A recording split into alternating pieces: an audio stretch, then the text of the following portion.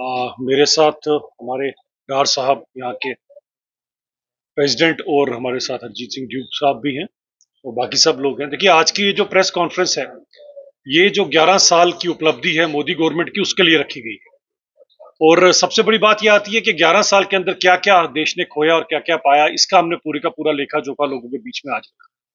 इससे पहले वाली प्रेस कॉन्फ्रेंस जिस तरह से मैं बांडीपुरा से कर आया और अब बारामूला पहुंचा हूं, सबसे पहले मैं बारामूला के शरीफ लोगों को और अच्छे लोगों को, यहाँ के लोगों को, शूरवीर लोगों को सलाम और आदाब करना चाहता हूँ। ये धरती वो धरती है, मकबूल शेरवानी साहब की धरती, जिनके बलिदान के कारण आज कश्मीर कश्मीर है।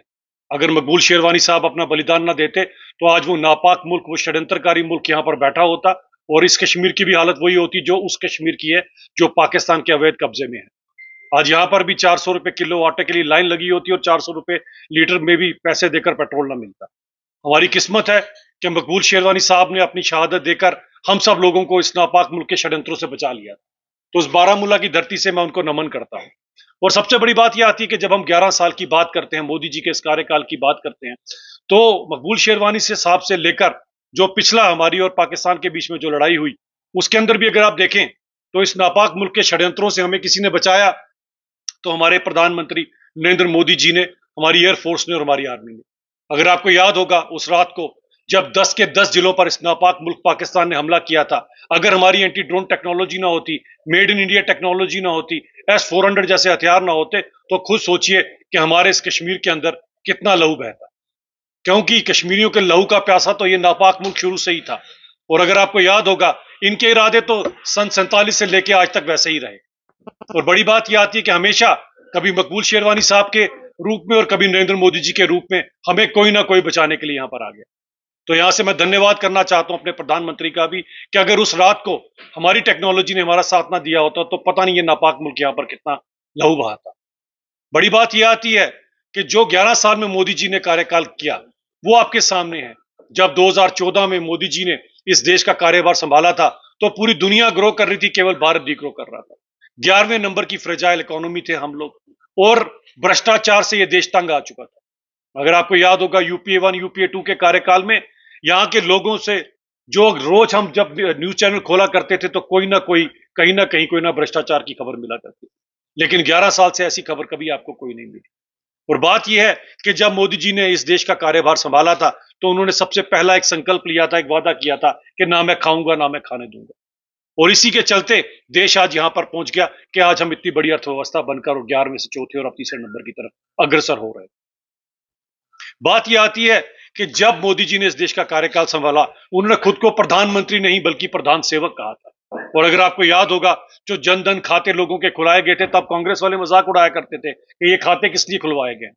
लेकिन आज पता लगता है ये खाते इसलिए खुलवाए गए कि कांग्रेस वालों को तो राजीव गांधी जी ने कहा था कि मैं 1 रुपया भेजता हूं, नीचे 20 पैसे पहुंचते हैं। अब 80 पैसे का हिसाब किताब तो कभी कांग्रेस ने दिया नहीं, लेकिन मोदी जी को पता था ऐसा ना हो कोई बिचौलिया बीच में मेरे गरीब लोगों का, पसमानदा लोगों का हक खाए, इसीलिए डायरेक्ट बेनिफिशियरी ट्रांसफर के चलते जनधन खाते खुलाए गए। तभी जो भी केंद्र से मदद पहुंची, अगर 2000 रुपए भी केंद्र से आए तो वो सायरा बानो के खाते में भी आए और गीता देवी के खाते में भी आए। इसी को सबका साथ और सबका विकास कहा जाता है। तभी आज आप देखें तो पिछले 10 सालों के अंदर 25 करोड़ लोग हिंदुस्तान के जो गरीबी रेखा से उठकर ऊपर आए। सबसे बड़ी बात यह आती है कि जिस तरह से अभी पीछे अगर मैं जम्मू कश्मीर के संदर्भ में बात करूं तो जो तोहफा सबसे बड़ा दिया गया कश्मीर को, खासकर कि हम कहते थे कश्मीर से लेकर कन्याकुमारी तक भारत एक है, आज रेल के उस मार्ग से भी एक हो गया कि ट्रेन हमारे श्रीनगर में पहुंच गई। और ये बहुत बड़ी बात है कि आज आप यहां से बैठेंगे और आप दिल्ली या कहीं पर भी पहुंच सकते हैं। और ये वो चीज है जो काम कभी अंग्रेज भी ना कर पाए, वो मोदी जी ने कर दिखाया। और मैं कल परसों ही देख रहा था कि बड़े पुराने लीडर हैं फारूक साहब, उनके भी आंखों से आंसू छलक गए। उन्होंने कहा मेरे को भी ये खुश नसीबी है कि जीते जी मैंने भी इस रेल में सफर कर लिया, वरना मैं कभी सोच नहीं सकता था कि ये ट्रेन कभी हमारे कश्मीर भी पहुंचेगी। मोदी है तो मुमकिन है। यही कारण है कि यहां पर आज हमारे कश्मीर के लोगों को ट्रेन से कनेक्ट किया गया। यही हमारी 11 साल की यहां पर अचीवमेंट है। और बड़ी बात यह आती है, इस ट्रेन से कश्मीर की तकदीर और तदबीर दोनों बदलेगी। जहां पर टूरिज्म को एक सहारा मिलेगा, टूरिस्ट यहां पर आ सकेंगे, वहां दूसरी तरफ जो हमारे यहाँ पर पेरिशेबल गुड्स हैं, फ्रूट्स और कई सारी चीजें हैं जो एक ही दिन में या कुछ चंद घंटों के बाद आपको जम्मू और जम्मू के बाद श्रीनगर नजर आए। तो एक नई चीज, एक नया यहाँ पर शुरू होने वाला इस ट्रेन के आने के कारण, ये भी इन्हीं 11 सालों में मोदी जी की हुकूमत का मुझे लगता है हम सब लोगों को जो बेनिफिट हुआ है। इसके अलावा वुमेन एम्पावरमेंट की बात मैं जहां पर जरूर करना चाहूंगा, और मैं आप सब लोगों से ये भी अपील करूंगा कि हमारी बच्चियों को, बहनों को पूरा मौका दीजिए, क्योंकि जो हमने अमृतकाल से शुरू किया था, जब देश ने 75 साल आजादी के हुए थे, अमृतकाल से विकसित भारत की ओर जो सफर हम तय कर रहे हैं कि 2047 में जब हम अपनी 100वीं वर्षगांठ मनाएंगे, 100वीं सालगिरह मनाएगा हमारा देश अपनी आजादी की, तो यह देश विकसित भारत बन चुका होगा। क्योंकि इससे पहले तो हम विकासशील ही रहे। आज से अगर आप 11-12 साल पहले चले जाएं तो हमारे देश को सपेरों का देश कहा जाता था, गरीबों का देश कहा जाता था, एक ऐसा देश जो खुद के लिए काफी कुछ करने में असमर्थ रहता था। लेकिन आज आप देखिए कि जो तरक्की हम लोगों ने देखी है, कोरोना काल में वैक्सीन हमने डेवलप्ड मुल्कों के साथ बनाई है। इसी कारण अगर आप देखें तो कोरोना में कम से कम हम लोगों का नुकसान हुआ।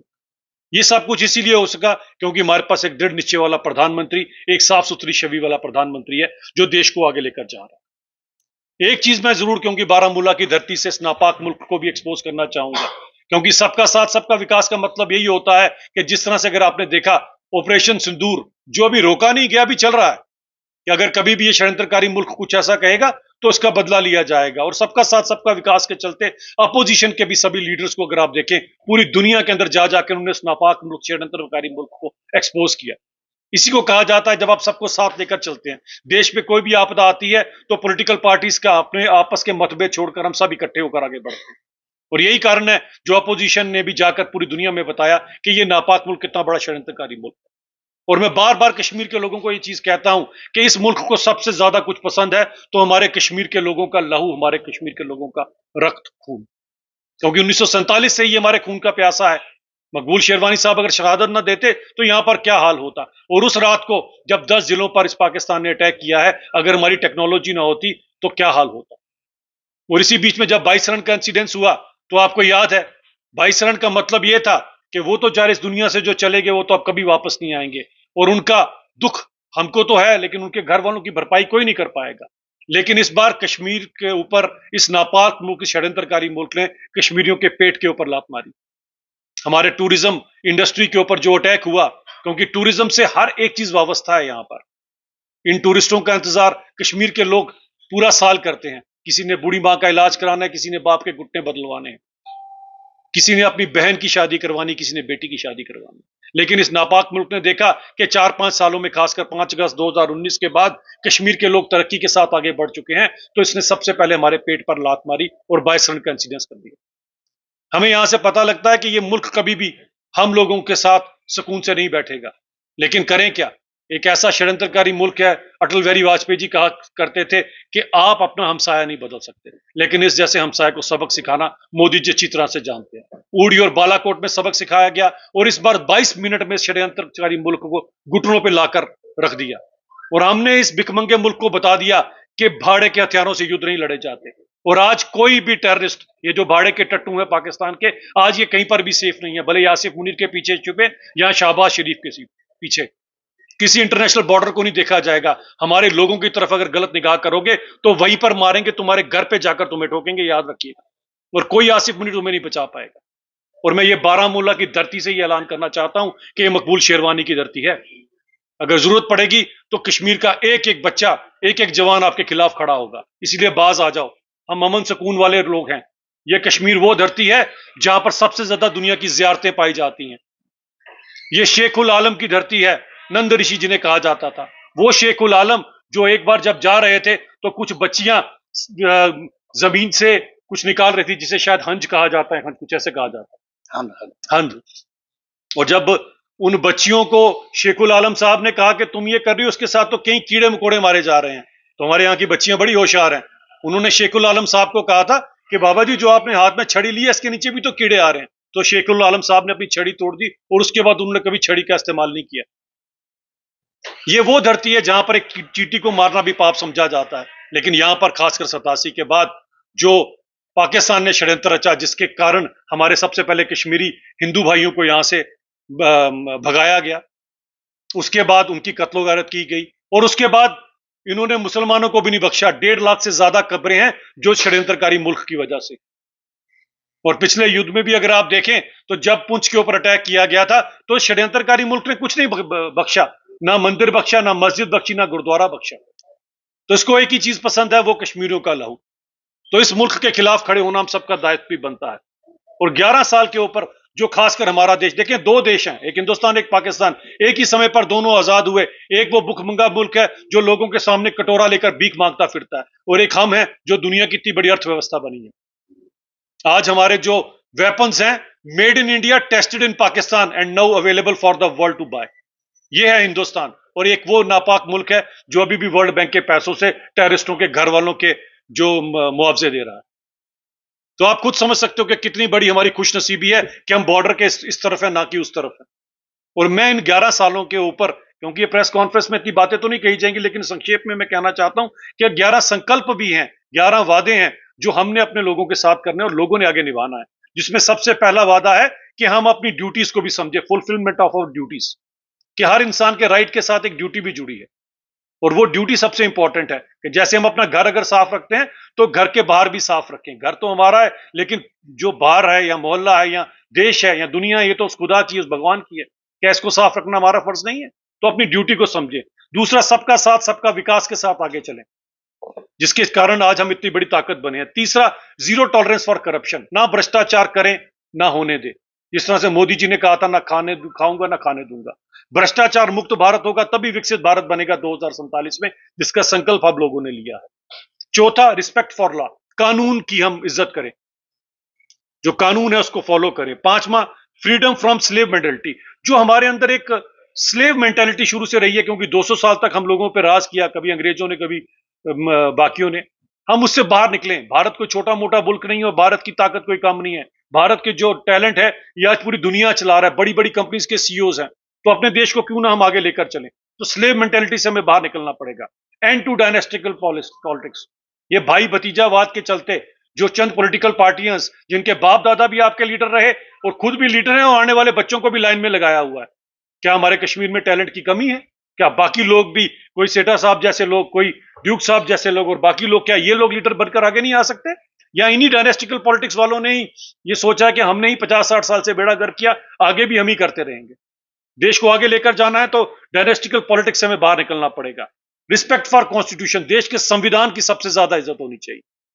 ये नहीं कि राहुल गांधी जी की तरह पता ही नहीं है कि इसमें पन्ने कितने हैं, लेकिन कॉन्स्टिट्यूशन को सिर पे लेकर घूमे। देश का संविधान अगर सही तरह से किसी ने फॉलो किया तो उसी भारतीय जनता पार्टी ने किया, जिसका मतलब ही सबका साथ सबका विकास है। और प्रोटेक्शन फॉर रिजर्वेशन, जो पसमानदा लोग हैं जिनको इस कानून में बाबा भीमराव अंबेडकर के द्वारा दिए गए जो आरक्षण है उसको पूरी तरह से फॉलो किया जाए, ताकि जो पसमानदा गरीब है वो भी उभर कर आ गया है। और यहां पर तो कितनी सारी पसमानदा लोग हैं जिनको कभी उनके हक हकूक ही नहीं मिले। और नौवीं बात जो आती है, वुमेन लेड डेवलपमेंट, कि हम औरतों को, बच्चियों को मौका दें अगर आगे जाने की। जिस तरह से अगर आपको याद होगा, ऑपरेशन सिंदूर का जब बदला लिया गया तो उसमें बहन सोफिया कुरैशी भी थी, जिन्होंने पूरी तरह से बताया। आज कश्मीर की बच्ची भी सोफिया कुरैशी की तरह देश को आगे लेकर जाना चाहती है।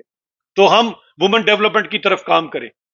इसके अलावा स्टेट ड्रिवन ग्रोथ, यानी कि देश अगर आगे लेकर जाना है तो उसमें स्टेट और यूटीज की भी ग्रोथ होना बड़ी जरूरी है, इनको भी आगे लेकर जाए। और 11वां और आखिरी, एक भारत श्रेष्ठ भारत। एक भारत है, श्रेष्ठ भारत बनकर रहेगा, जो भी हमें ट्रेन कनेक्टिविटी से अब कश्मीर भी बाकी हिंदुस्तान के साथ मिल गया। ये सभी की सभी बातें इसलिए आती हैं कि हम आज ये बताना चाहते हैं कि भारत कितनी बड़ी ताकत बन चुकी है। भले हमारे बीएसएफ, आईटीबीपी है, मॉडर्नाइज्ड हैं, जिनके पास आज body armours, drones, thermal imaging जैसी टेक्नोलॉजी हमारे पास अवेलेबल है। और यही नहीं, सी वारफेयर में भी भारत बहुत आगे निकल चुका है। आज मेड इन इंडिया हमारे पास वेपन्स है, जिसको पूरी दुनिया देख रहा है, क्योंकि हमने टेस्ट कर भी बताया कि हमारा वेपन जो है डॉट उसी जगह पर जाकर लगता है जहां के लिए उसे ऑर्डर दिया गया हो।